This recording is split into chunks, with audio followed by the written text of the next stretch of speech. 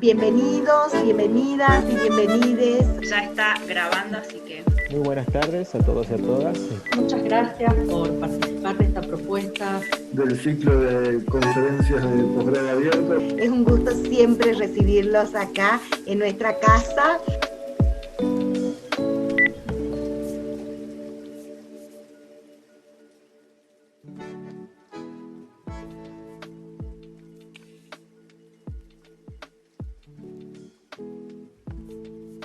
Bueno, buenas tardes, bienvenidos a una nueva sesión del ciclo de conferencias de posgrado abierto. Le agradecemos a todas los,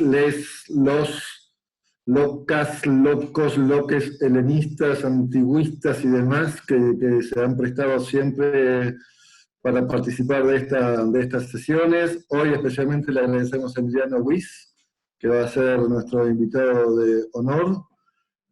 Como siempre les decimos, estas sesiones, con la generosidad tanto de Emiliano como del grupo de la organización, van a ser grabadas para después ponerlas disponibles online desde la plataforma del posgrado. Les pedimos que a través del chat le manden a Darío sus nombres completos y números de documento para que después podamos hacer las certificaciones de su participación, que van a estar disponibles para ustedes si algún día China, Rusia, Inglaterra o lo que sea nos dan un remedio o una vacuna para poder salir de nuestras casas. Les pedimos por eso que tengan paciencia. Nosotros no somos los que vamos a disponer las vacunas. Cuando hemos vacunado todos, van a tener ustedes después los certificados. Les agradezco mucho, le agradezco a Natalia, a Perla, a Caro, a Milagros, etc. Y los dejo ahora con Natalia, que va a hacer la presentación formal y seria del doctor Emiliano Wiss, a quien le reitero mi agradecimiento por participar con nosotros. Bueno, gracias Hernán, muchísimas gracias. No sé si antes de empezar vos, Darío, querés dar algunas indicaciones. Y después No, ya está sigo bien, yo. ya. No, perfecto, sí, gracias al director de posgrado, Hernán, ya dijo lo necesario, lo fundamental, como para poder tomar registro de asistencias, que de hecho ya estoy viendo en el chat que están colocando todos los datos que necesito. Así que muchísimas gracias a todos, ¿sí? Bueno, muy bien. Bueno, yo ya se fue Hernán, estaba de verdad, tenía otro compromiso, me había avisado, hizo hasta lo imposible por estar, y bueno, estuvo, ¿no? Para nosotras es un lujo tenerlos como director de posgrado, porque es una persona que de verdad nos abre muchísimos espacios. Así que siempre, como siempre, voy a agradecer al posgrado este espacio que tenemos, el de hoy, para escucharlo a Emiliano Wiss, que es un gran amigo de acá de Salta, lo queremos muchísimo, nos ha visitado en muchísimas oportunidades, y siempre, Emi, es un placer recibirte. Yo te recibo como amigo, ahora Carolina va a hacer tu presentación como catedrático que sos. Bienvenido, Emiliano, y estamos acá listos para escuchar. Dale, Caruchis. Bueno, entonces yo te presento formalmente, Emiliano, además de agradecerte enormemente tu participación. Emiliano Wiss es abogado, licenciado y profesor en letras, con orientación en letras clásicas por la UBA, tiene un máster en Historia y Derechos de la Antigüedad por la Universidad de París I, y es doctor por la UBA. Tiene un diploma de postdoctorado en área de Derecho Internacional de la UBA, ha realizado estancias postdoctorales en Francia y en Alemania, es postdoctorando del Centro Léon Robin de Recherche sur la Pensée Ancienne de París, es profesor adjunto regular de Derecho Internacional en la Facultad de Derecho de la UBA y en la Universidad del Centro de la Provincia de Buenos Aires, es profesor adjunto regular del área de griego en la Facultad de Filosofía y Letras de la UBA, investigador de carrera del CONICET y director de proyectos, ex becario del Centro de Estudios Helenísticos de la Universidad de Harvard y de la Fundación Alexander Onassis en Atenas. Es director del Seminario Permanente de Investigación en Teoría e Historia del Derecho Internacional en la UBA, coordinador del Grupo de Trabajo sobre Derecho Griego Arcaico y Clásico y sus proyecciones en el INIDE. Sus áreas de especialidad incluyen la filología griega, especialmente el drama cómico, el derecho ateniense, el derecho internacional y los derechos humanos, en particular el derecho internacional aplicable en situación de conflictos armados, y los cruces entre derecho y literatura, especialmente en el mundo antiguo. Es autor de numerosas publicaciones en el país y en el exterior, y ha publicado artículos y capítulos en castellano, inglés, francés y ruso. Bueno, Emiliano, es un honor tenerte con nosotros. Bueno, muchas gracias Carolina, gracias Natalia, gracias Perla, y también Hernán y Darío, que desde posgrado han hecho todo lo posible para poder organizar esta conferencia, donde la idea es un poco compartir algunas ideas sobre el tema que fue anunciado y que tiene que ver con la cultura material y cómo los objetos eventualmente nos pueden dar alguna línea de interpretación de la comedia antigua en lo que hace básicamente a las relaciones internacionales. Voy a compartir una pantalla, así me pueden ir siguiendo en el razonamiento y en la línea, y por supuesto, como esto es un trabajo que estoy desarrollando en este momento, más que interesado en que después podamos compartir ideas y eventualmente podamos intercambiar algunas opiniones sobre una investigación que, vuelvo a decir, es una investigación que está en pleno desarrollo.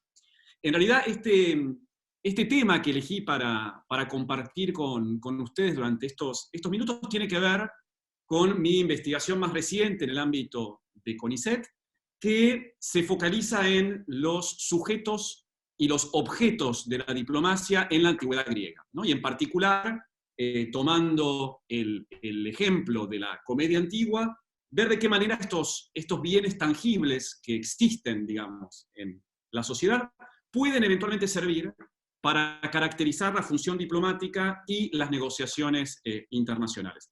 Y en particular, lo que les propongo es volver sobre la primera comedia preservada de Aristófanes de manera completa, que son los Acarnienses, del año 425 a.C., para ver de qué manera Aristófanes instala, ya desde su primera obra, una serie de juegos cómicos respecto de esta praxis material de las embajadas y la puesta en escena del comercio entre las poleis clásicas.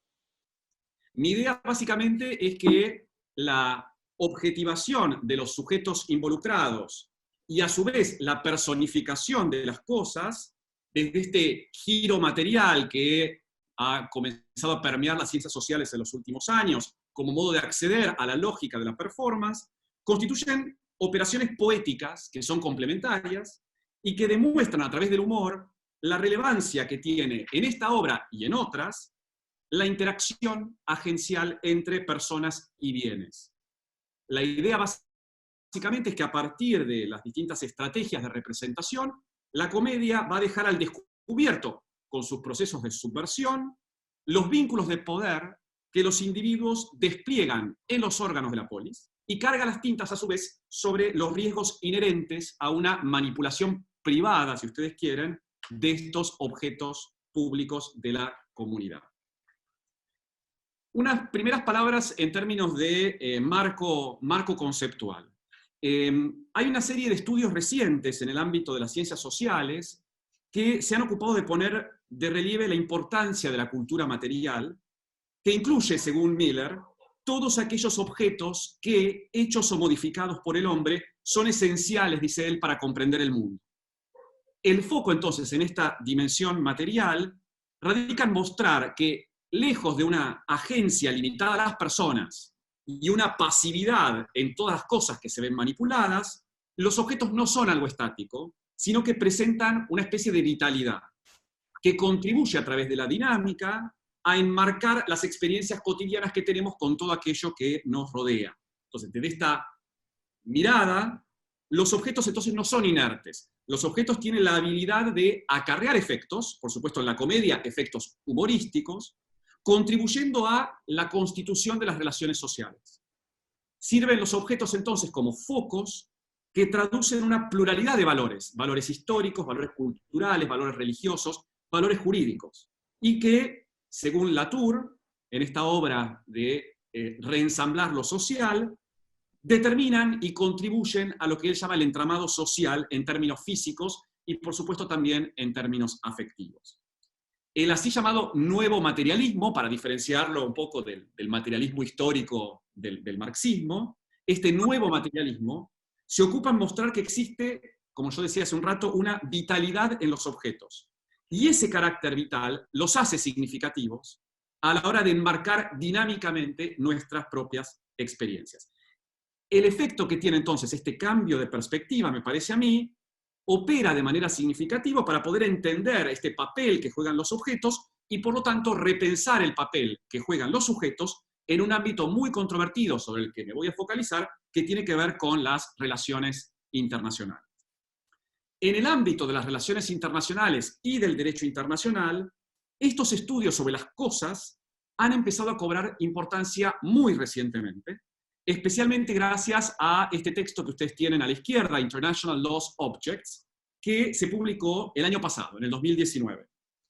El nuevo materialismo en esta disciplina permite entonces restar importancia a los agentes humanos y empezar a enfatizar el rol agencial de los objetos, entonces, que pueden dar sentido a esta idea de qué es lo internacional. El derecho internacional, entonces, está frecuentemente desarrollado, desplazado y autorizado a través de múltiples objetos. Pensemos en los pasaportes, las banderas, los tratados escritos, los puestos fronterizos. Hay una serie de elementos en las relaciones internacionales que evidentemente son claves para entender el funcionamiento de esta dinámica y que, sin embargo, han recibido muy poca atención en la crítica teórica. También es cierto que en el ámbito de la diplomacia, sobre el que me voy a focalizar, ha habido una serie de trabajos recientes que han puesto el énfasis básicamente en el rol de las emociones en la labor diplomática, saliendo un poco de la racionalidad tradicional de los estudios de relaciones internacionales, como muestran estos textos sobre Emotional Diplomacy del 2015 o, más recientemente, Emotional Choices, que acaba de ser publicado por Oxford. Ninguno de estos textos, a pesar de que se ocupan de la dimensión performativa, se han ocupado en particular de relevar el rol de los objetos en el ámbito concreto y específico de la diplomacia. Ahora bien, ¿qué pasa en el mundo antiguo con la diplomacia? Bueno, hay una serie de estudios evidentemente que han tratado de analizar las características y las relaciones interestatales en el mundo griego clásico. Y lo cierto es que hoy en día ya parece difícil negar la existencia de una red de vinculaciones a partir de misiones diplomáticas y embajadas que eventualmente han servido para mostrar el poder de las ciudades en relación con las otras. El papel desempeñado por la diplomacia en el establecimiento de los vínculos económicos, culturales, religiosos y económicos no puede ser ignorado. Pensemos, por ejemplo, en el instituto arcaico de la xenía, la hospitalidad, que luego se va a ir consolidando en una diplomacia focalizada, por ejemplo, en la designación de verdaderos embajadores, incluso a través del voto, que son enviados fundamentalmente para tener como objetivo una negociación concreta. Estos presbeis, estos embajadores que en el mundo clásico pueblan frecuentemente las relaciones internacionales, representan una institución que es jurídica, que es política, que es religiosa y que está marcada por una serie de virtudes, como casi todos los desempeños públicos en el mundo griego clásico. En particular, las virtudes apropiadas en los testimonios antiguos respecto de los enviados tienen que ver esencialmente con la prudencia y la sabiduría. Estos delegados, de hecho, por ejemplo, eran nombrados por la Asamblea en Atenas y tenían que rendir cuentas de su misión cuando eventualmente volvían de la misión y, por supuesto, tenían que consultar frente a cualquier decisión que debía aceptar o rechazar. Pero, en términos más concretos, y para entrar ya en algunos textos, lo que se esperaba de estos enviados puede ser interpretado a partir de un pasaje de un discurso de Demóstenes, el discurso sobre la falsa embajada, en donde, acusando a Esquines de alta traición por haber participado de una embajada de paz a Macedonia, Demóstenes va a indicar, y estamos en el 343 a.C., qué es lo que se espera del rol de un embajador ateniense. Leo el pasaje que ustedes tienen ahí. Dice Demóstenes: si ustedes observaran de su parte, varones jueces, y tuvieran que examinar, hay que tomar en cuenta el examen de algunas cosas para reclamarle a un embajador. En primer lugar, es conveniente examinar aquello que informó.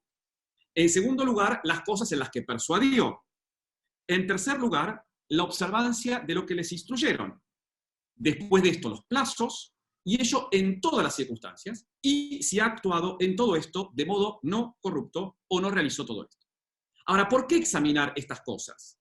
Dice, porque a partir de los informes ustedes resuelven qué debe hacerse respecto de los asuntos. Entonces, fíjense que lo que Demóstenes está planteando es cuáles son las virtudes de un buen representante diplomático, por supuesto, para, a renglón seguido, acometer contra su adversario Esquines, diciendo que Esquines, en definitiva, no cumplió ninguna de las expectativas que uno debería tener respecto de cómo comportarse en una misión al extranjero. Ahora, a este pasaje demosténico y a otros más que ilustran sobre la integridad de la función diplomática, me parece que podemos añadir otros testimonios en los cuales, evidentemente, los embajadores cumplen un rol principal. Y acá me parece que la comedia es quizás el rol fundamental, sobre todo si tenemos en cuenta, como dice Sommerstein, que los embajadores constituyen la categoría de individuos más frecuentemente atacados en términos proporcionales. Sommerstein dice que de los 36 nombres que conocemos de embajadores que actuaron durante la Guerra del Peloponeso, en Aristófanes tenemos los nombres de 21. Es decir, estamos hablando de más de un 60% de los nombres que conocemos por el resto de las fuentes. Ahora, la comedia además es interesante para pensar la diplomacia en términos de objetos materiales, porque precisamente la comedia está signada por una fuerte metapoética. Hay elementos teatrales de manera constante, lo que la semiótica teatral llama los props, la parafernalia, digamos, teatral, y además, por supuesto, hay en el cuerpo de los actores cómicos una serie de representaciones que habilitan interacciones que implican manipular objetos que los rodean, ¿no? En parte, lo que el registro iconográfico de la comedia muestra es que permanentemente las representaciones cómicas están signadas por una pluralidad de objetos. Hay una cultura material en la escenificación de la comedia antigua que ustedes pueden apreciar en algunos de estos vasos. Ahora, respecto de los objetos en el mundo antiguo, por supuesto la bibliografía es creciente, pero me voy a focalizar en particular en un texto, que es una edición del 2018 de la revista Metis, que en particular recoge una serie de artículos, todos focalizados esencialmente en los objetos. Y en la introducción de este volumen colectivo se refiere de manera particular al rol explícito que tienen estos objetos a la hora de pensar la importancia cultural del mundo de los artefactos. Hay una suerte de ficción en el ámbito de los objetos que de alguna manera contribuye, y en la comedia esto se va a ver, a reforzar la idea de la puesta en escena y la manipulación del sustrato de lo tangible. Entremos ahora sí a nuestro texto de Acarnienses. Estamos en el 425, estamos en el 6º año de la Guerra del Peloponeso. El protagonista de la obra, Disiópolis, en un momento critica fuertemente a los políticos y demagogos de la época y dice, y este es el pasaje con el que voy a empezar, que mientras que los buscaplatas y los delincuentes obtienen salarios en las embajadas oficiales, hay ciudadanos buenos, como este Marílades, que sin embargo nunca fue embajador y nunca recibió nada del erario público, ¿no? Dice en la crítica Disiópolis. A ver, Marílades, vos que tenés los cabellos blancos, vos que tenés el pelo blanco, ¿fuiste, aunque sea alguna vez embajador? Dice que no con la cabeza. Y sin embargo, es una persona sensata y un trabajador. Fíjese que esta referencia deja entrever que la política exterior y quienes la ejercen son un tema de profundo debate popular en el último cuarto del siglo V a.C. El comienzo de Acarnienses, si ustedes leyeron la comedia, esto lo recordarán seguramente, juega precisamente con los presupuestos que hay en la base de un buen funcionamiento diplomático, porque recordarán que Disiópolis comienza la obra solo en el escenario y se queja porque está ante una asamblea totalmente vacía, y cuando la asamblea tiene lugar tardíamente, aparecen embajadores que vienen precisamente de la corte del rey persa. Esto que Aristófanes nos demuestra al comienzo de la obra se condice con testimonios que tenemos de la historiografía. Hay numerosas visitas de enviados griegos al mundo persa, hay una serie de relaciones, no solo de Atenas, sino también de Esparta, que Tucídides relata muy bien en el transcurso de la guerra del Peloponeso. Con lo cual, la representación de una embajada no debía ser algo extraño para el público ateniense, pero lo que sí es extraño es que en el ámbito cómico esto se convierte en un verdadero sketch, ¿no? Fíjense que cuando aparece el embajador griego que había sido enviado a negociar a Persia, aparece con un aspecto físico muy extraño, aparece con vestimentas orientales, y evidentemente este exotismo da cuenta de una exacerbada filoxenía que debía de ser bastante inapropiada para el representante de los intereses atenienses, ¿no? Por lo tanto, la primera imagen que tenemos de la presencia del embajador tiene que ver con los objetos que porta, ¿no? Con las joyas y con la vestimenta típicamente persa. Además, en el discurso del recién llegado, el embajador habla frente a los atenienses. Ese discurso yo diría que tampoco mejora la primera impresión que los espectadores tienen, porque dice lo siguiente, ustedes tienen el pasaje. Dice: ustedes nos mandaron a la corte del gran rey con una dieta de 2 dracmas por día en el arcontado de Eutímenes, y consumidos a través de las llanuras del Caistro, íbamos vagando, protegidos por las tiendas, cómodamente recostados en los carros, destruidos. Fíjense que hay varios elementos acá para destacar en el pasaje. Primer elemento interesante, la importancia de la dieta. Lo primero que el embajador dice es que fue enviado con un salario, con honorarios para su misión. Por lo tanto, primer aspecto de la misión diplomática, claramente el elemento del dinero, el elemento material, que de alguna manera compensa los servicios a la ciudad. Esto claramente es muy cómico, porque si tenemos en cuenta que este Eutímenes había sido arconte en el 437, estamos frente a una situación en la cual vuelve un embajador después de una misión de 11 años, en la cual estuvo cobrando 2 dracmas por día, lo cual lleva inmediatamente a que Diciópolis, el protagonista, se queje y dice, a renglón seguido, hay pobres bisdracmas, ¿no? El erario público se gasta en estas misiones interminables. Además, segundo elemento, hay una clara objetivación de los embajadores. Los atenienses los mandaron, aparece un verbo epempsate, fueron enviados, es decir, nos mandaron, nos enviaron, y además aparece, ahí subrayé, una serie de participios y verbos en voz pasiva que claramente demuestran que el rol diplomático, en este caso, no está asignado por la actividad, sino más bien por la mera pasividad. El efecto cómico de esta pasividad, consumido, recostado, destruido en las tiendas, en los carros, hay un elemento además respecto de la protección, ¿no? La tutela del embajador, se le suma un elemento clave que tiene que ver con la feminización, el adverbio malzacos, cómodamente, que evidentemente refuerza esta idea pasiva y termina mostrando que los embajadores están caracterizados por la vagancia y la molicie.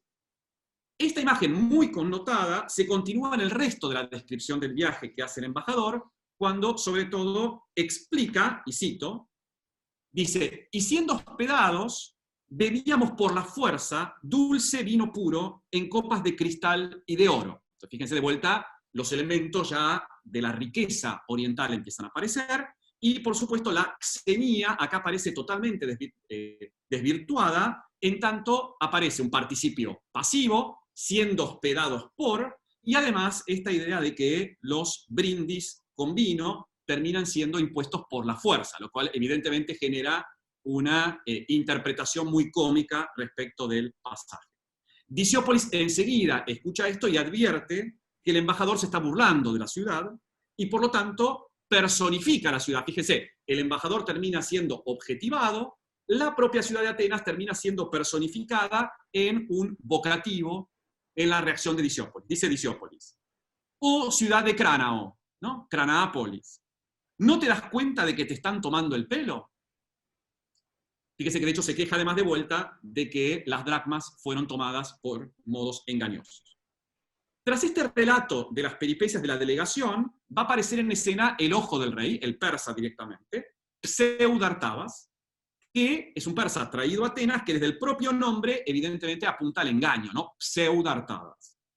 Su presencia define el carácter embaucador y tramposo de los embajadores, porque apenas se le pregunta al embajador ateniense por aquello que el monarca persa tiene intenciones de transmitir, cuando Pseudartabas habla en una lengua que no se entiende, el propio delegado va a interpretar lo que supuestamente el enviado quiso decir. Este es el diálogo que se produce.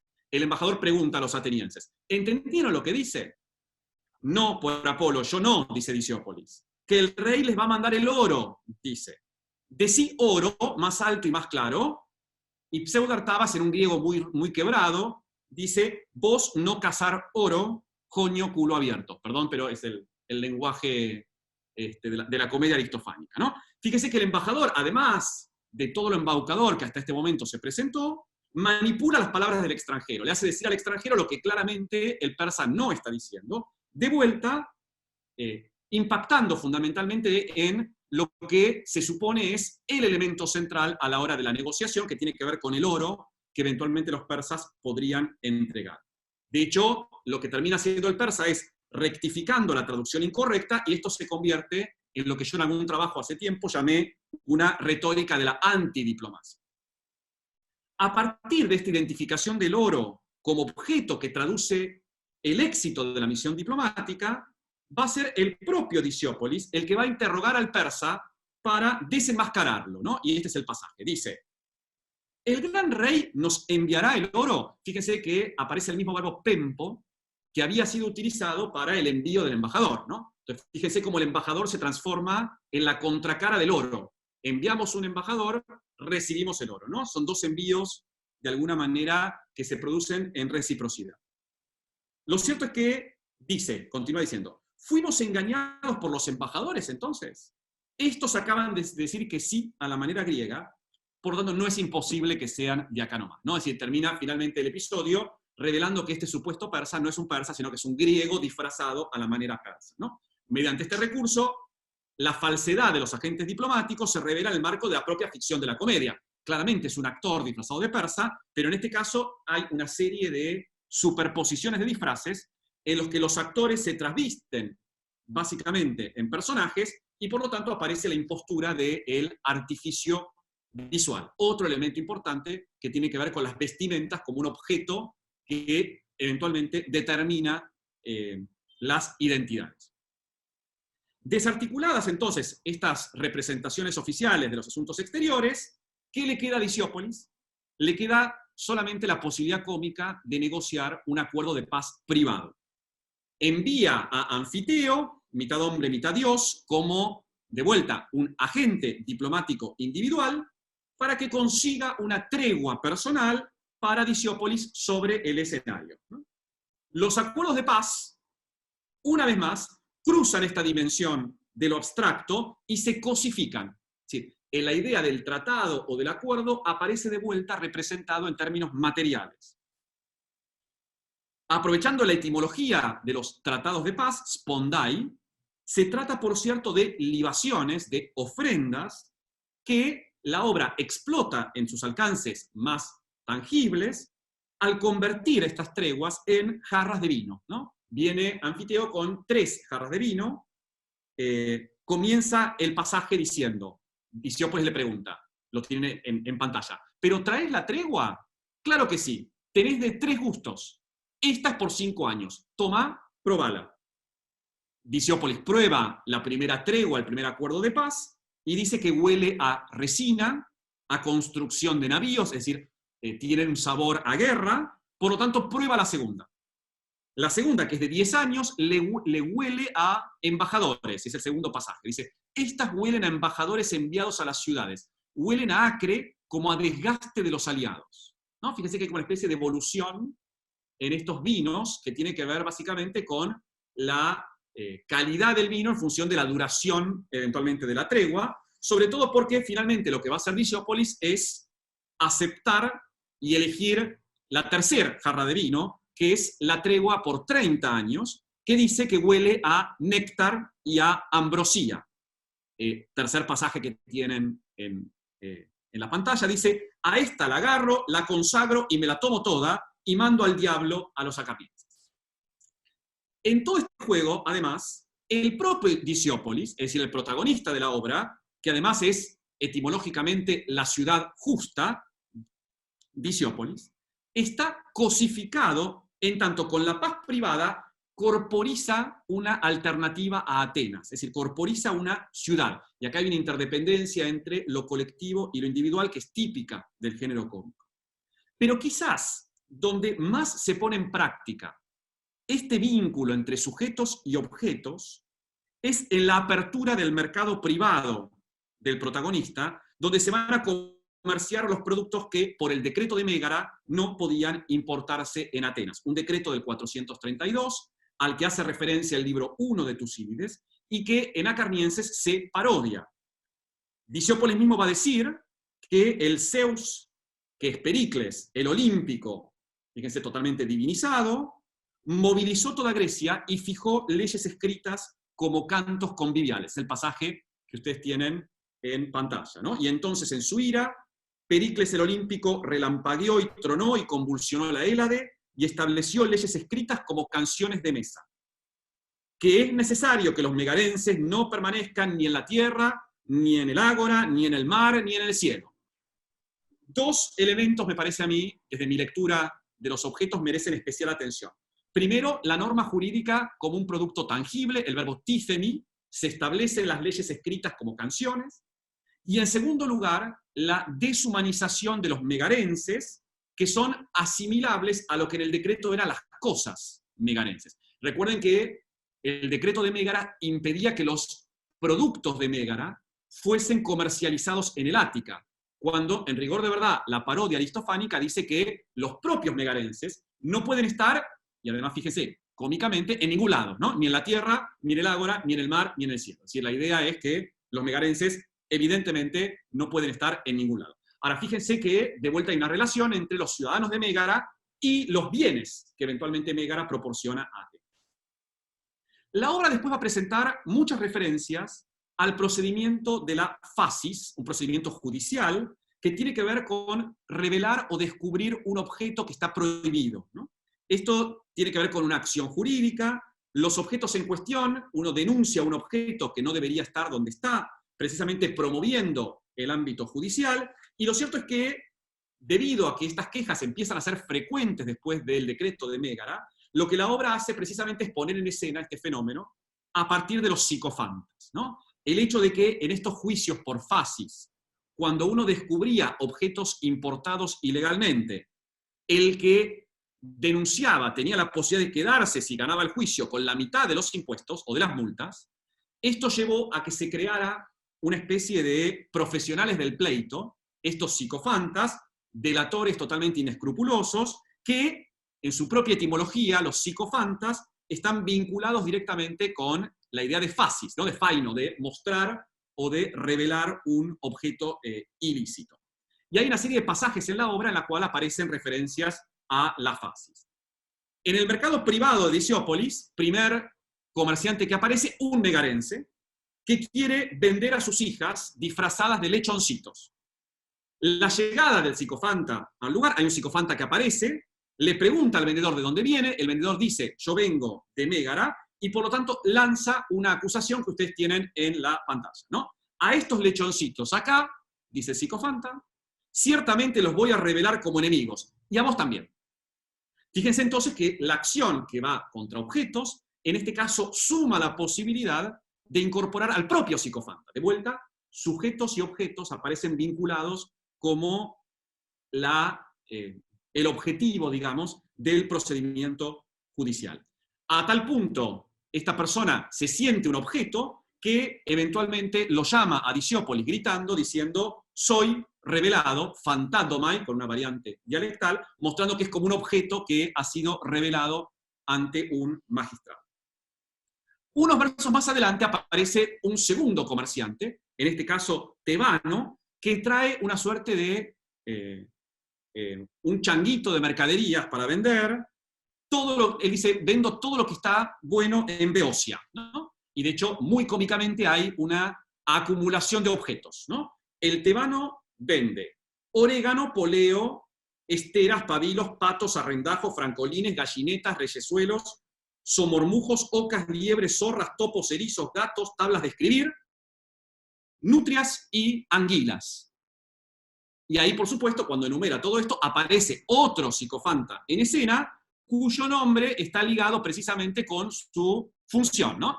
Dice el pasaje. Y por cierto, este Nicarco acá viene a revelar, ¿no? Viene precisamente con este participio futuro de faino.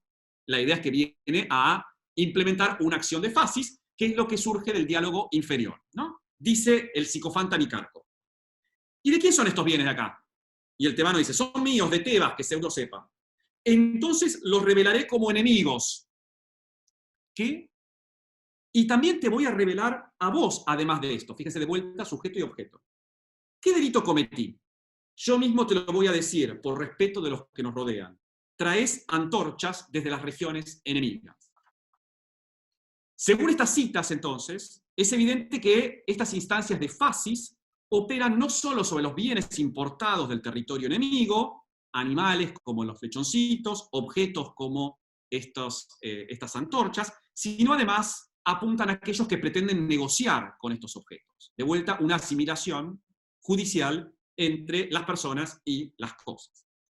En otros pasajes de la obra hay otros detalles en los cuales esto se refuerza, y es el caso en el que Diciópolis, disfrazado de mendigo, acuérdense que Diciópolis al principio de la obra va a hablar con Eurípides para pedirle el disfraz de mendigo de Téléfo y poder generar compasión en el coro que viene a violentarlo. Disfrazado de mendigo, se va a dirigir al coro para convencer a ese coro de que no hay nada malo en proponer una paz con los espartanos, y aprovecha su discurso para, de alguna manera, atacar a la figura de los psicofantes. Dice, pero unos hombrezuelos miserables, falsos, sin honor, contrahechos, pseudo ciudadanos, revelaban como psicofantas los mantitos de Mega, y si en algún lado veían un pepino, o una liebrecita, o un lechoncito, o un ajo, o granos de sal, todas esas cosas eran megarenses y se vendían ese mismo día.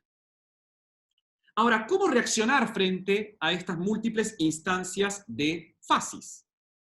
Diciópolis no va a tener mejor idea que venderle al tebano un producto típico del Ática, aquello que eventualmente es el objeto más preciado de intercambio. Nicarco, el propio psicofanta, va a ser prolijamente embalado por el protagonista y vendido como un objeto frágil. Es el extremo, si ustedes quieren, de la integración o de la confusión entre las personas y la cultura material que las define. Dice Diciópolis, llévate un delator embalado como un cacharro. En la comedia, de hecho, la utilidad del psicofanta como objeto es mucho mayor que la que tenía como individuo. Fíjese cómo se lo vende Diciópolis. Dice, será un recipiente útil para todo. Cratera de males, mortero de pleitos, candelabro que revela magistrados salientes y copa para revolver intrigas. Es evidente entonces que desde el nuevo materialismo, los roles sociales se construyen en el contacto entre objetos y sujetos, y además en el intercambio que se produce entre los sujetos y los objetos. El trueque, que es una característica del mercado, no solo se da entre los sujetos y los objetos, que son categorías que la comedia trastoca, sino que también, y es mi último punto, se lleva a un plano más abstracto, que es el plano de la factura misma de la comedia o de la producción misma del género cómico. Y esta es la última escena que propongo que veamos, que me parece que es útil para entender cómo a estos intercambios del mercado se le suma una transacción literaria, si ustedes quieren. Es la escena, como dijimos, en la que Diciópolis va a la casa de Eurípides para pedirle un disfraz trágico que le sirva para enfrentarse mejor al coro de carboneros acarnienses que están enojados con él. En los versos 404 y siguientes, el episodio va a subvertir de vuelta todos los patrones diplomáticos. De hecho, cuando llega Diciópolis a la puerta de la casa de Eurípides, Diciópolis va a decir quién es, antes que el anfitrión le pregunte su nombre, lo cual es una primera violación de la lógica de la hospitalidad. Además, Eurípides, violando también la lógica de la hospitalidad, va a querer no recibirlo, ¿no? Dice, no tengo tiempo para ver. Primera reacción. Y además, a partir de ahí va a aparecer todo un diálogo en el que los harapos de Téléfo van a constituir como cosa el objeto de la petición. Y fíjense, acá simplemente los puse en orden, cómo en las palabras de Diciópolis abundan los imperativos aoristos, además muy poco gentiles, del verbo didomi, que de alguna manera exige a la otra parte que le vaya entregando todo aquello que configura el disfraz de Diciópolis. Progresivamente, Eurípides se va sometiendo a entregar cada una de esas cosas de mala manera y de mala gana. En este traspaso de vestimentas, de dar y de recibir, uno va viendo un crescendo hasta el último verbo que utiliza Eurípides, que muestra que la transformación de Diciópolis en Téléfo no es la única transformación del episodio. La tragedia se ha convertido en comedia y la comedia se ha convertido en tragedia. En una obra, fíjese que dice, este tipo tiene hybris, ¿no? Hybridstei, típico término del discurso trágico. Con su disfraz, Diciópolis se ha convertido no solo en Téléfo, sino que la comedia aristofánica se ha apropiado de los recursos de la tragedia. En una obra que está asignada por las embajadas en tiempos de guerra, por el difícil procedimiento de la negociación entre las poleis, Aristófanes invierte la dinámica de la reciprocidad y consigue poner en juego una verdadera imposición diplomática en la que el protagonista se hace de los recursos de la tragedia sin ninguna resistencia. El teatro mismo, entonces, se cosifica para convertirse en el último gran objeto de una transacción mercantil forzada. Diciópolis, cuando le va pasando el disfraz, Eurípides dice, ¿cómo me estoy llenando ya de palabritas? Y del mismo modo, Eurípides se va a lamentar. Te vas a llevar toda la tragedia. Y después dice, adiós, mis dramas. Para concluir, Acarnienses entonces es la primera obra aristofánica completa que poseemos, refleja la situación de Atenas en estos primeros años de la guerra, y al comienzo de la pieza tenemos un Diciópolis que está disconforme con la situación bélica y que decide suscribir una paz privada. En abierta oposición al decreto de Mégara, crea un mercado propio, inventa un mercado privado, en el que puede comerciar, por ejemplo, con un megarense o con un tebano. Desde la teoría y los estudios de la cultura material, en esta obra entonces se intersectan e intercambian, en el plano más amplio, los géneros literarios. La comedia, de hecho, ejerce su autoridad al apropiarse en el mercado de los recursos literarios de los antecedentes trágicos. Del mismo modo, en el plano interno, la confluencia de bienes importados y extranjeros y la confusión entre los psicofantas y los productos de exportación que ellos mismos denuncian, revelan el enorme poder político que tienen quienes controlan la circulación de los bienes y se apropian de las transacciones interestatales. En definitiva, entonces, la lectura que propongo de Acarnienses permite concluir que una incursión en la cultura material puede echar alguna luz interesante sobre muchos aspectos del imaginario de la extranjería que tenían los griegos, y además puede servir, a través de una identificación de esta pluralidad de objetos que son significativos, objetos propios y objetos ajenos, para un acercamiento menos textual, si ustedes quieren, a la diplomacia antigua.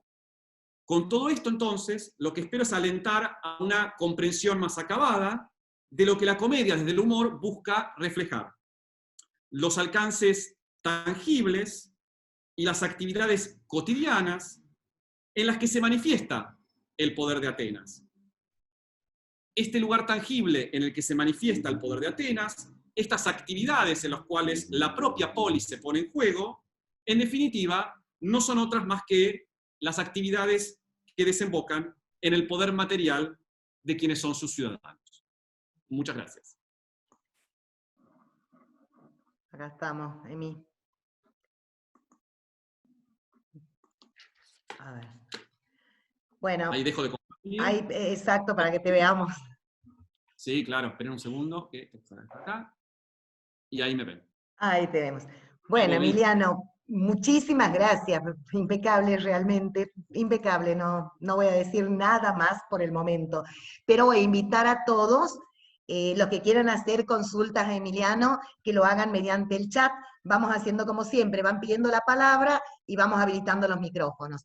Yo, Emiliano, quiero agradecerte, has abierto un mundo para mí enorme, realmente interesantísimo el planteo que haces. Así que bueno, veamos a ver qué preguntas hacen y después comenzamos a hablar. Tenemos la primera. Peque. Ideas, todo es bienvenido. Sí. Pero vamos a dar la palabra a los que son de afuera, ¿no? A los salteños que terminamos hablando por demás siempre. A ver, Peque, habilité el micrófono. Espero que se me escuche. Mi conexión hoy estuvo en contra mío. Me encantó. La verdad me pareció súper interesante la aproximación. Mi pregunta es esta. En definitiva, los objetos serían objetos dentro de un objeto, si consideramos el texto literario también como un objeto, ¿verdad? Sí. Y en ese sentido, por lo tanto, estos objetos materiales tendrían un valor diferente según el género y según la época. O sea, no son universales, sino que se van resemantizando. Correcto. De hecho, gracias por la pregunta, Milagros. De hecho, una de las cosas interesantes, digamos, cuando uno empieza a trabajar la problemática de los objetos, la cultura material, es que precisamente como los objetos pasan a integrar la lógica de la agencia, al formar parte de las relaciones y construir las relaciones en cada circunstancia particular con los individuos que los manipulan, los propios objetos cambian de significación en relación al contexto.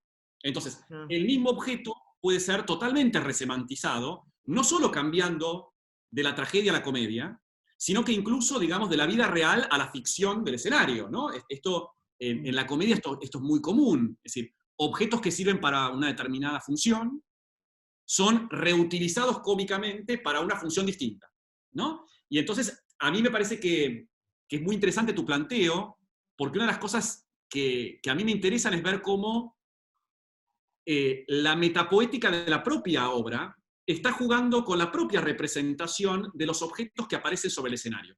Y en esta línea sigo lo que vos decís.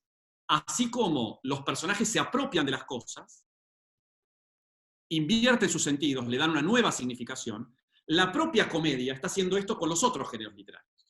Y entonces, desde ese lugar, hay un paralelismo en estas manipulaciones respecto de esto que sería el objeto de transacción, que me parece que convierte muy interesante, digamos, ese juego de múltiples niveles, ¿no? Ahora, también la tragedia, digamos, juega mucho con los objetos, y ahí, evidentemente, hay una resemantización de objetos míticos también. Es decir, siempre hay una base sobre la cual uno puede, digamos, construir su propia mirada de lo objetual, y ahí me parece que es interesante. Además, última cosa, y habilitamos otros, además, en Aristófanes, por ejemplo, todo lo que tiene que ver con los textos de circulación, muchas veces oral, aparecen permanentemente referidos en su dimensión física. Y a mí en particular, porque es lo que trabajé, pero todas las menciones en Aristófanes a las leyes aparecen en textos que se leen. Te voy a leer esta ley, te voy a leer este decreto. Hay pilares en donde se afichan informaciones, digamos, de la ciudad. Es decir, hay un recurso en una cultura muy oral a no tanto, digamos, el fenómeno de la escritura en sí, sino al fenómeno de la inscripción de la escritura, que para mí tiene más que ver con una lógica de cultura material que con una lógica de textualidad, en el sentido más moderno.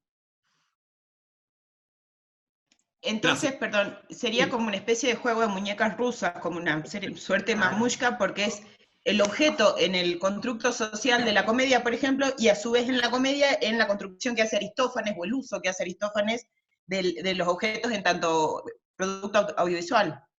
Totalmente. Y de hecho es un juego que no termina más, ¿no? Es decir, uno puede seguir encontrando muñecas adentro, ¿no? Esto lo han trabajado mucho quienes han estudiado el disfraz cómico, porque el disfraz cómico es una superposición de múltiples disfraces, ¿no? Es decir, hasta llegar al actor, el actor se disfraza de una mujer que a su vez se disfraza de un hombre que para conseguir algo se disfraza de mujer. Es decir, y a veces no, como se juega con esta factura, ¿no? Esto es como mirar yo siempre digo lo mismo, es como la comedia te muestra el surcido del pullover, ¿no? Es decir, es como mirar la propia factura, digamos, la cocina, digamos, de la comida, y ahí entonces explota todo lo que tiene que ver con la performance de la puesta en escena, ¿no? Y ahí, por supuesto, los objetos tienen mucho que ver. Gracias, gracias. Bien, no sé si es que alguien quiere dialogar, hacerle alguna pregunta a Emiliano, comentarle algo, lo tenemos acá, siempre digo aprovechemos. Prendan nomás micrófonos y hablan con Emi. ¿No? Yo, Emiliano, hasta que alguno, bueno, surja, quería, más que tan tímido, quería más que nada, quería más que nada hacerte un pedido. Me interesaría, que es algo que vos mostraste muy al principio, y fue porque estaba dando ingreso a la gente, y viste que hay personas que no pueden hacer dos cosas al mismo tiempo, se trataría de mí.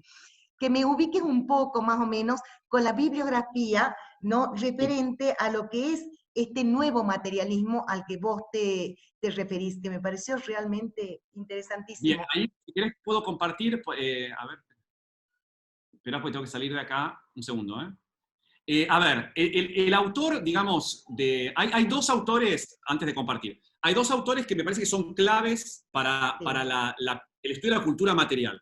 Uno es un autor que se llama Brown, que de hecho es de la Escuela de Chicago. La Escuela de Chicago tiene un centro de estudios sobre los objetos, y de hecho, después te puedo pasar material, en la hojita que te mandé tardíamente, aparece algún material de esos. Brown es un autor que ha venido publicando los últimos 20 años sobre los objetos tangibles. Y después, a mí me gusta mucho un texto de Miller, que se llama Materiality, materialidad, que precisamente establece como las bases de lo que llamaríamos los estudios materialistas contemporáneos, o los estudios materialistas modernos. Y después, el que a mí me gusta mucho, y ahí sí voy a compartir pantalla para que lo vean, es un texto de Latour. El que dijiste, el de Latour. El de Latour, que de hecho tiene, esperen que ahora me está costando, a ver, que de hecho tiene una traducción al castellano reciente. Ahí voy.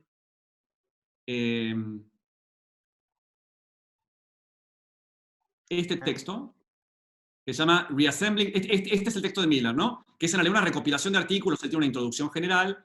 Este texto de Latour se publicó hace unos años por la editorial Manantial, acá en Buenos Aires, Reensamblar lo social. Y él habla de la teoría actor-red, ¿no? Por supuesto es un sociólogo, trabaja, digamos, un concepto de sociología vinculado básicamente con la semiótica del teatro, y sostiene que los actores sociales integran redes, y en esas redes los objetos tienen un rol preponderante. ¿Sí? Este último lo puse porque cruza con algo que ustedes ya me escucharon en Salta en algún momento sobre las emociones. Es sobre cómo también los objetos traducen, digamos, un reservorio afectivo, ¿no? Y uno desarrolla emociones respecto de ciertos objetos. Cosa que, lo dejo ahí, porque hay otros expertos más capacitados que yo para decirlo, pero esto es complejo para el mundo griego, sobre todo si uno sigue muy al pie de la letra la retórica de Aristóteles, ¿no? Porque para Aristóteles las emociones son emociones que se despiertan por la interacción de alguien que me produce algo.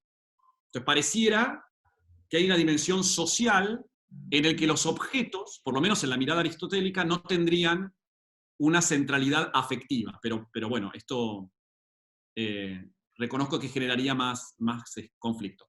Y después sí, este texto es muy, muy interesante, este último dossier, son trabajos muy particulares, como toda revista, ¿no? Digamos así, no pretende exhaustividad ni mucho menos, pero sí me parece que sirve para ver algunas miradas, digamos, del materialismo en la cultura griega, pero esto lo podría pensar para otras culturas, ¿no? Es decir, no necesariamente el marco teórico que incluso se incluye en este dossier sirve solo para Grecia, ¿no? Grecia arcaica o clásica. Así que bueno, después en esa lista que yo les pasé y que por ahí se puede difundir, ahí hay más material y si por supuesto les interesa alguno, me consultan, me contactan.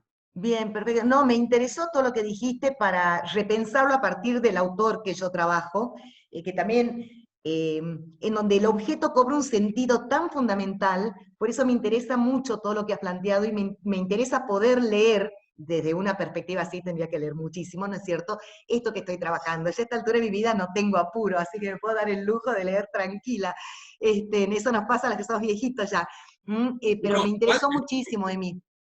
Esto es un mundo, yo por supuesto, como uno hace con un marco teórico, uno recorta también Claro. lo que a uno puntualmente le interesa. De hecho, en las lecturas, digamos, sobre el materialismo, hay toda una corriente que yo debo reconocer que yo creo no haber entendido nada, que se llama la OOO, Ontología Orientada a los Objetos. Mira. Y que en realidad plantean que los objetos tienen, digamos, una dimensión de existencia que es totalmente independiente, digamos, de la presencia humana. Con lo cual, digamos, ya no es una ontología del ser, como nosotros lo venimos concibiendo, sino que ninguno de nosotros, digamos, forma parte de esa mirada ontológica que pone por centro al objeto. ¿Sí? Ya ni siquiera existe la contraposición subjetividad-objetividad, porque no hay subjetividad en esta... Claro. Esto es una mirada, es como un escalón más, ¿no? Es decir, a mí lo que me interesa, porque me parece que los textos se prestan para una lectura como esta, es el modo en que los objetos constituyen identidad. Por lo tanto, el vínculo con quienes los manipulan, para mí es esencial. Pero bueno, esto les cuento porque si googlean esta ontología van a encontrar otra serie de trabajos que redoblan la apuesta, ¿no? Bien, Emiliano, muchísimas gracias. Ahora le vamos a dar la palabra a Janina. Janina, habilita nomás tu micrófono. Hola, Emi, espectacular, Janina, me encantó. Se me ocurría recién escuchándote que vos mostraste cerámicas y todo, y la cerámica también es otro objeto más que está ahí jugando, entonces es como una capa más de análisis y de objetos que están dando vuelta. Totalmente. Y aparte, es excelente el comentario, porque aparte, a diferencia, bueno, esto lo sabés más vos que yo, ¿no? pero en las representaciones cómicas, que aparte son muy frecuentes, digamos, en la cerámica, no solo la cerámica ática, ¿no? Digamos, también en la cerámica italiota, aparecen constantemente referencias a los objetos que están ahí. Es decir, a diferencia de lo que suele pasar, por ejemplo, con algunas representaciones trágicas, donde el centro de atención es la escena actuante principal, ¿no? Donde se comete el crimen, digo, esos momentos, digamos, cúlmines en el relato. En la comedia, digamos, y yo mostré solo algunas pocas imágenes, pero cada vez que hay una representación de la puesta en escena, digamos, de una comedia, constantemente están los elementos, los instrumentos, la parafernalia. Es como, no hay comedia sin representación. Y el hecho de que haya tanta presencia de textos cómicos en el registro iconográfico de los vasos me parece que juega con esa idea además del objeto en el objeto, ¿no? Que vuelvo a lo que Milagros decía con esta idea de las muñecas rusas, ¿no? Es como un segundo nivel de representación más, ¿no? Intentar recuperar esa puesta en escena en otra puesta, que es la puesta en pintura, digamos, la puesta en el vaso, ¿no? Sí. Bien. Bien, Emi. No sé si alguien quiere habilitar el micrófono para conversar con Emiliano. No queremos que se vaya todavía. Yo no tengo nada que hacer, ¿no? ¿Cómo? No tengo nada que hacer, digo, así que yo me quedo. Por eso, es la oportunidad que tienen, no sean tímidos. No sé si alguien quiere hacer una pregunta. Sí, puede preguntar de nuevo la Peque, ahí viene. Dale, Peque, pregunta más. Perdón, por esto que acabas de decir, yo trabajo específicamente, o estoy empezando a trabajar en la cocina, con la comida, en las sátiras de Horacio particularmente. ¿Podemos hablar de esta materialidad que vos hablas también con lo que son objetos culturales, digamos, desde una mirada de la cultura no tangible, digamos, que no solamente es la materialidad de la cocina, sino su representación. ¿Podemos hablar de lo mismo?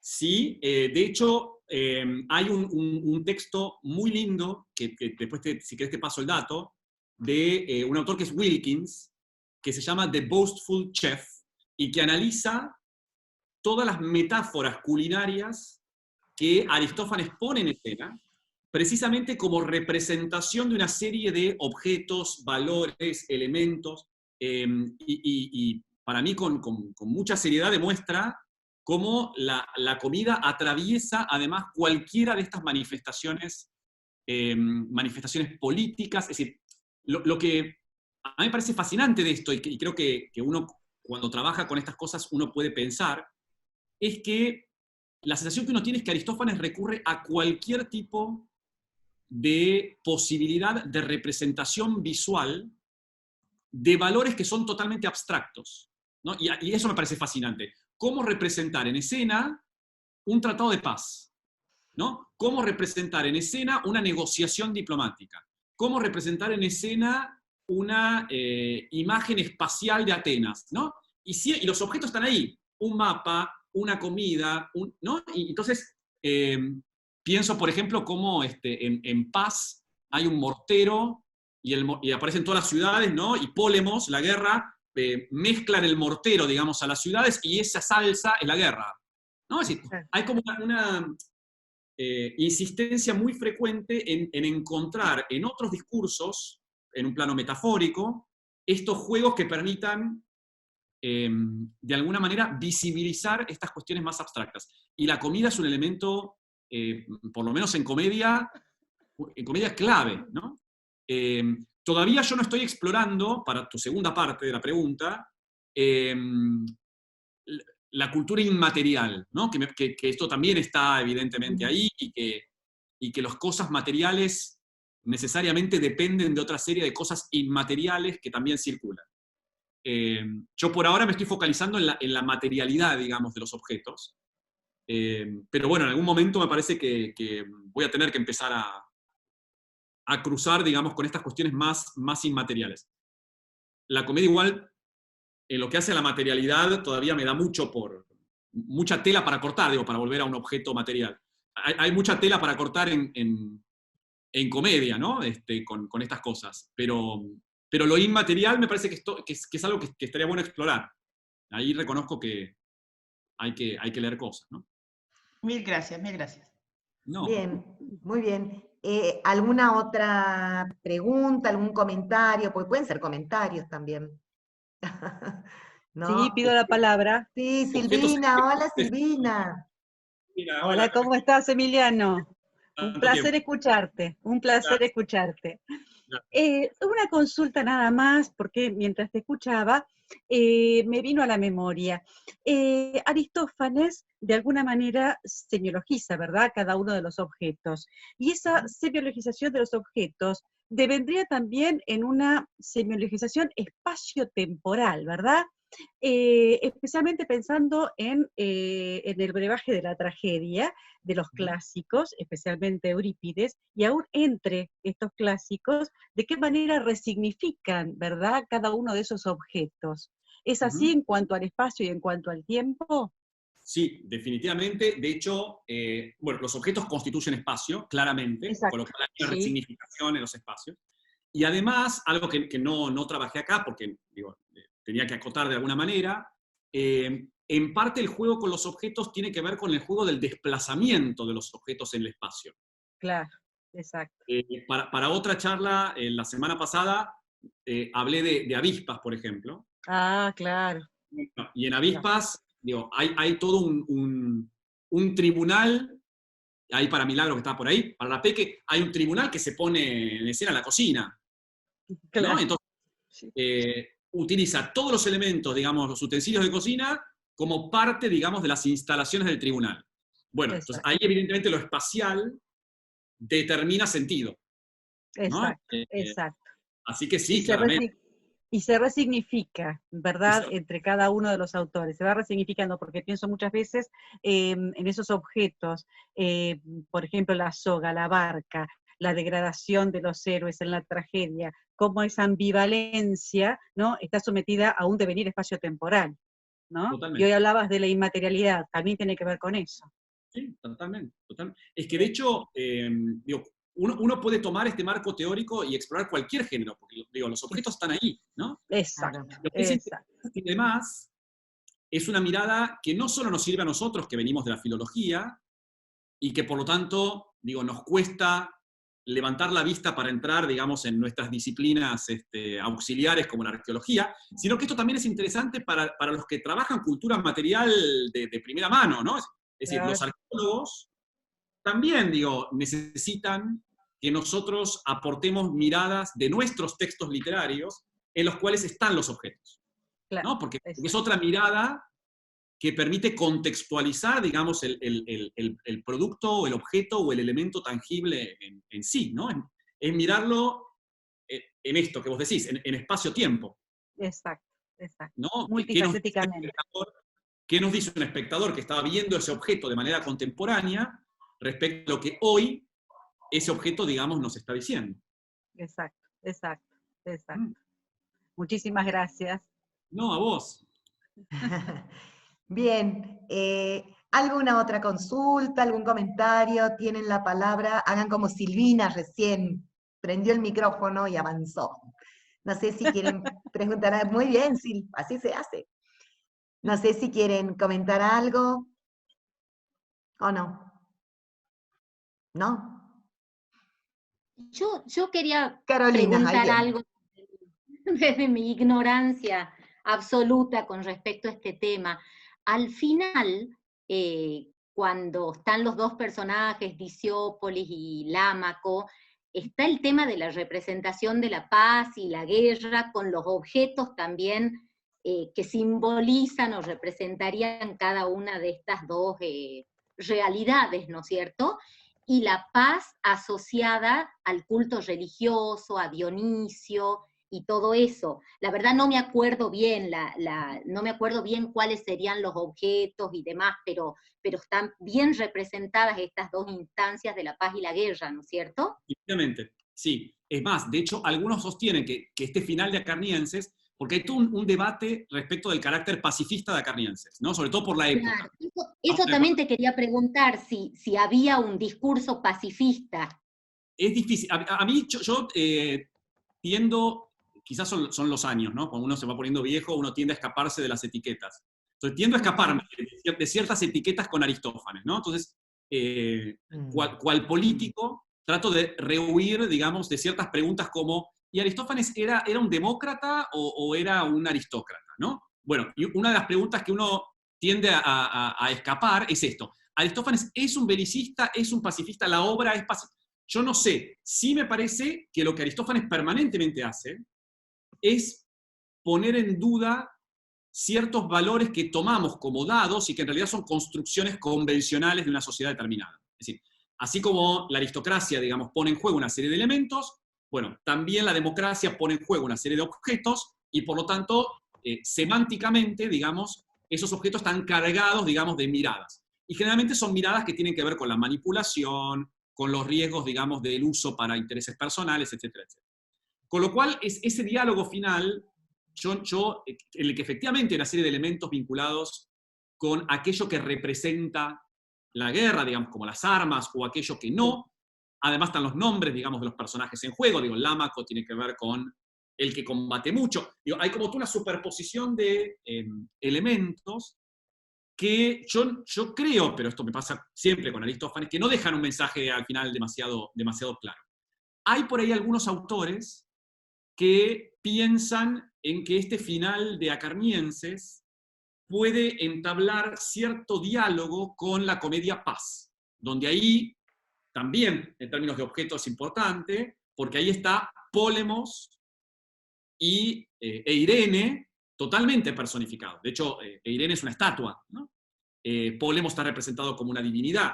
Por lo tanto, algunos dicen que este diálogo final, o este diálogo, digamos, entre Disiópolis y Lámaco, donde Lámaco, digamos, en definitiva, no termina entendiendo, digamos, el planteo de Diciópolis, de alguna manera serviría para abrir la posibilidad a que este tema se trate en una comedia posterior. Digo, piensen que pasa unos años más tarde, ¿no? Bien. Y también están en juego las emociones, ¿no? En este final, lo que representa la guerra, la paz y todas las emociones que va experimentando cada uno de estos dos personajes, ¿no? Lámaco y Diciópolis. Aparte, piensen ahí las emociones totalmente belicistas de Lámaco, ¿no? Esta cosa del coraje. Claro. Y un Diciópolis que en realidad ya desde los primeros versos dice que lo único que quiere es volver al campo, ¿no? Él está en la ciudad por la guerra, pero en realidad él quiere que todo vuelva a la normalidad y quiere volver a celebrar sus ceremonias religiosas, digamos, con sus vides. Claro. Hay como una especie de locus amoenus, ¿no? Digamos, que imagina Diciópolis y que tiene que ver con la experiencia de todos estos campesinos que ya 6 años después del comienzo de la guerra, digo, la están pasando muy mal. Ahí la que trabajó mucho las emociones en el comienzo de Acarnienses fue Claudia Fernández. Claudia, de hecho, un trabajo interesante, ella dice que Diciópolis experimenta una emoción que no está en la lista de emociones que Aristóteles nos va a dar en el siglo IV y que tiene que ver con el pothos, que es una especie de añoranza, ¿no? Y que es esta idea de que uno con la guerra perdió algo y quiere recuperar, ¿no? Como una especie de nostalgia, ¿no? Por lo perdido, un deseo nostalgioso por algo que se perdió. Que Aristóteles no incluye porque, como decía hace un rato, para Aristóteles las emociones las produce alguien en alguien. Y esta sensación de añoranza no las produce nadie, ¿no? Las produce un objeto, si querés. Y ahí está de vuelta el vínculo entre emociones y cosas, ¿no? Y objetos. Claro. Muchísimas gracias, Emiliano. Emiliano, Alejandra quiere hacerte una pregunta. Sí, claro. Hola, ¿cómo estás? Buenas tardes. Perdón que no puedo aparecer, pero tengo muy baja señal. Y si conecto el video, no me sale el audio. Yo felicitarte y agradecerte por tu trabajo siempre tan impecable. Y estaba pensando en este juego de cajas chinas y de representación, la cuestión del cuerpo como objeto, que obviamente es la cuestión básica del teatro, sin el cuerpo no hay teatro.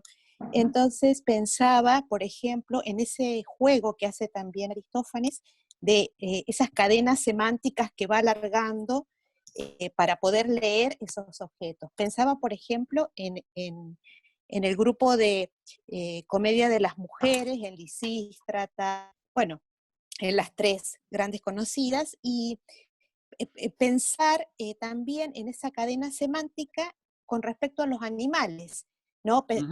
En relación con Acarnienses pensaba Caballeros también, y esta idea de los coros objetivizados, ¿no? Animalizados, en ejemplo, que también se podría leer allí, o esas cadenas semánticas que van más allá de el cuerpo, objeto, actor, y pensarlo también como esa representación de esos animales en especial, de esas mujeres en especial, esos cuerpos en especial, muchas veces trasvestidos, ¿no?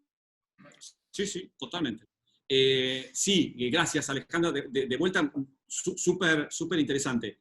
2 cosas ahí. Una, bueno, el cuerpo claramente, digamos, para todo lo que es la representación teatral, es ese eje, digamos, central siempre, y el cuerpo tiene, para los estudios del nuevo materialismo, un rol muy particular, porque el cuerpo es sujeto y objeto a la vez, ¿no? Y entonces, digo, para el modo en que nosotros pensamos el teatro es muy interesante, porque el cuerpo, de alguna manera, representa subjetividad, pero a su vez, cuando reducimos a una persona al cuerpo, lo objetivamos, ¿no? Y esto, de vuelta, en comedia se ve muy, muy claro. Alejandra mencionaba recién las comedias femeninas. Bueno, Lisístrata es un ejemplo clarísimo, ¿no? hay distintos roles femeninos. Hay mujeres muy activas que usan su cuerpo para seducir, ¿no? Ese es un poco el objetivo, y que lo utilizan agencialmente de un modo muy intencionado. Y hay otros personajes femeninos, como Reconciliación, que además es un valor abstracto, de vuelta, cómo representar un valor tan abstracto como la reconciliación, bueno, con una mujer desnuda, que en definitiva termina siendo un objeto que se disputan los embajadores. Aparte es una escena también diplomáticamente muy interesante, que yo trabajé en algún texto hace ya algunos años, porque ahí uno advierte que el cuerpo de reconciliación es tomado como un territorio disputado, ¿no? Entonces, los dos enviados, el ateniense y el laconio, se pelean por las partes del cuerpo de reconciliación como si fuesen territorios que uno quiere conquistar en el conflicto armado, ¿no? Entonces, de vuelta, además personajes como el de reconciliación que son mudos, que también es otro elemento que permite esta zona híbrida entre el sujeto y el objeto. Y con respecto a esta idea de los animales, que me parece súper interesante, bueno, hay ahí algo interesante con los animales, porque si la comedia explota los cruces y precisamente trastoca, digamos, los extremos, bueno, hay ciertas categorías que son de cierta hibridez, que son como objetos privilegiados, digamos, de tratamiento cómico, ¿no? Los animales son esto, los animales son tratados, digamos, de manera objetiva, si ustedes quieren, por los sujetos, es decir, los sujetos manipulan los animales, piensen en aves, ¿no? Es decir, manipulo a los pájaros, digamos, para que me orienten, etcétera, etcétera. Y al mismo tiempo tienen un rol extremadamente activo cuando son, por ejemplo, los coreutas, ¿no? Cuando los coros son coros de animales, como en ranas, tienen un rol, digamos, de una actividad inmensa, por lo cual son verdaderos sujetos de acción, digamos. Algo parecido, y esto no lo apuntó Alejandra en particular, pero cuando uno piensa en animales, uno también en comedia lo piensa, pasa con los esclavos. ¿Por qué hay tantos esclavos en la comedia? Porque de vuelta, esto permite jugar con las instancias de hibridación, con las instancias de zonas de mezcla. Porque, de vuelta, el esclavo es sujeto en la medida que habla, en la medida en que participa, en la medida en que opera como personaje, pero al mismo tiempo, por su categoría jurídica, está a medio camino, digamos, entre la humanización y la condición de objeto, ¿no? Entonces, estas categorías se explotan muy bien. Y estoy pensando precisamente en ranas, donde, en una escena muy interesante, digamos, esclavo y amo se invierten, porque es la manera, digamos, en la cual Dioniso, que es un dios, que es el amo, termina siendo objeto de tortura, y el amo, que debería ser el esclavo, que debería ser el torturado, Handras, termina siendo el despotes, digamos, que permite que lo maltraten, digamos, a su esclavo. Es decir, estas categorías que son por naturaleza híbridas, se prestan, digamos, para la resemantización, ¿no? Y esto produce cualquier cambio de lo esperable, produce risa, que es en definitiva lo que está digamos, en el fin de todo esto, ¿no? Es decir, cómo generar, mediante estas cosas que trastoco, humor, ¿no? Que es a donde todo apunta.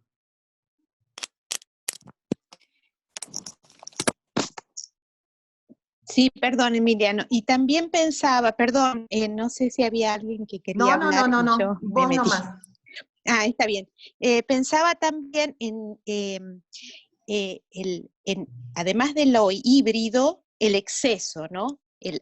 Lo obsceno, los objetos incluso hasta atrevidos, ¿no? Poner a Zeus, cosa que la tragedia no se animó jamás, ni siquiera ponerlo como un personaje, en los vasos encontrar figuras de Zeus tratando de subir una escalera o tratando de armar una escena de teatro, bueno, esta idea también, ¿no? De pensar el cuerpo, se me está ocurriendo en este momento, ¿no? ¿Cómo puedo poner en palabras, cómo puedo poner en cuerpo, perdón, esta idea del siglo V de un cambio de paradigma y de perspectiva. Entonces pongo nubes como dioses, o estoy pensando también en dos gallos enjaulados para objetizar, para poner como objeto los discursos, ¿no? La vieja escuela, la vieja enseñanza y esta nueva que nos está volviendo locos y que puede hacer que el hijo, al final, el hijo le pegue al padre y termine haciendo lo que él quiera para evadir a los acreedores en nubes, ¿no?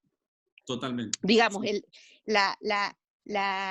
se disparan esas cadenas semánticas hacia miles de lugares, incluso para mencionar el teatro. Entonces, ¿cómo puedo yo decir que esto es teatro? Para Oasis aparece él, que generalmente le gustaba mucho actuar, y decir, bueno, miren muchachos, esto es teatro, y vos, y vos, y vos que estás ahí sentado, ¿no? Sí, totalmente. Está muy bueno. De hecho, cuando yo hice también hace tiempo ya mi tesis, yo yo trabajé el derecho en Aristófanes, yo lo que entendía en esta línea, digamos, que estás planteando, Alejandra, es que hay como distintas maneras en las cuales uno puede manipular cómicamente un determinado objeto de saber, digamos, para ponerlo de manera más amplia, ¿no? Y yo ahí decía, bueno, o uno lo invierte, ¿no? Y esto es muy cómico, es decir, uno coloca dioses en lugar de hombres, o uno lo saca de contexto, y eso también es muy cómico, digo, aplicar una ley que uno lo vería bien en Atenas, en el Hades, por ejemplo, ¿no? Entonces, esto es lo que yo llamaba transcontextualizar, ¿no? Es decir, llevar de un contexto a otro, o esto último que vos planteás, Alejandra, que tiene que ver con la hiperbolización, es decir, con la exageración. Es decir, a veces lo humorístico no está en trastocar la categoría, sino en la acumulación excesiva que produce humor, ¿no? Y esto con los objetos en la comedia uno lo ve constantemente. Yo en la presentación hablaba de el tebano, el mercader tebano que llega y da su parrafada, digamos, de la lista de cosas para vender. Bueno, estas parrafadas de objetos son muy comunes en la comedia. De hecho, no lo presenté acá, pero en la charla que di la semana pasada lo mostré. Hay un papiro de Berlín que se encontró donde son las anotaciones de un productor cómico respecto de todas las cosas que tiene que comprar para representar su obra, ¿no? Y de vuelta, es una parrafada de elementos y de objetos que van, por supuesto, desde sogas hasta sillitas, hasta canastos, lechoncitos, porque también hay animales. Es decir, hay como toda para crear esta condición de lo risible a través de lo grotesco, hay como toda una sobredimensión de los elementos disponibles, ¿no? Es algo que me parece que tiene que ver con lo que Alejandra recién refería como exceso, ¿no? Es decir, todo es excesivo, porque lo excesivo de vuelta es un desplazamiento respecto a lo esperable, ¿no? Y eso produce risa. Y dejo nubes porque nubes también terminaríamos nubes es demasiado. No, sí. Nubes es como, merecería una charla aparte, Nubes, porque es sí. maravilloso. Muchas gracias, Emiliano. No, por favor, gracias a vos. Bueno, no sé si quieren preguntar algo más o dejamos descansar a Emiliano, como ustedes quieran. Dirán ustedes que lo tenemos acá. Bien, Emi, pareciera que estamos acá. Así que bueno, si nadie dice nada más, quiero agradecerte en nombre del posgrado de la Facultad de Humanidades de la Universidad Nacional de Salta, y quiero agradecerte en nombre del equipo de investigación que, bueno, yo dirijo. Estamos acá 4 de los 6, Carolina, Milagro, que es la Peque, en realidad Perla, y bueno, nos estaría faltando Hernán, y nos estaría faltando Carmen Herrera, que no pudieron estar para acompañarnos. Así que quiero agradecerte, Emiliano, siempre es un placer escucharte, siempre. Tenés una claridad impresionante, sos increíble, ¿qué te voy a decir? Es muy burdo lo que estoy diciendo así, pero de verdad, no sé qué más decirte, porque de verdad que es un placer escucharte. Muchas Así, gracias, Nati. no, La verdad por que agradezco favor. a los organizadores, les agradezco la paciencia también a los que se han quedado hasta tarde escuchando. La verdad que para mí es muy agradable, así que cada vez que puedo colaborar y compartir ideas, para mí me resulta muy enriquecedor esto, así que te agradezco mucho la oportunidad. No, por favor, es un gusto y sabemos que te podemos llamar siempre, porque nos decís que sí, casi siempre, te juro, salvo que estés en algún lugar. Saben que digo que sí, salvo que tenga algún otro compromiso, pero si no, al pie del cañón para de vuelta hablar de otro objeto. Y tenés una generosidad increíble. Así que bueno, Emiliano, 1.000.000 de gracias, de verdad. Te llevas el aplauso de todos nosotros, porque todos los que estamos acá te agradecemos. Mira, te estamos aplaudiendo. Te agradecemos muchísimo y este espacio de verdad es un espacio hermosísimo para poder escucharte a vos, pero también para poder compartir con todos ustedes. Así que bueno, Emi, 1.000 gracias. Y antes de irnos, tengo que pasar el chivo, como se dice, de la siguiente conferencia. Me vas a dar permiso, Emi, que es la conferencia que va a dar, se llama así, un diálogo entre las doctoras Cecilia Colombani y María Fátima Sousa Silva. Va a ser el día 25 de agosto, estamos viendo un poco el horario, porque Fátima está en Portugal, en Coimbra, y Ceci está acá.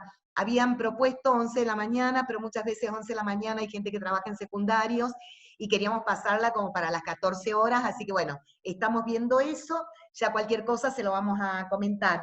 Cecilia va a hablar acerca de la buena esposa, el paradigma de lo femenino, testimonios de Hesíodo, y Fátima, no sé portugués, pero va a hablar Teseo, el paradigma del ateniense Aristos, Trotamundos de Pausania y Plutarco.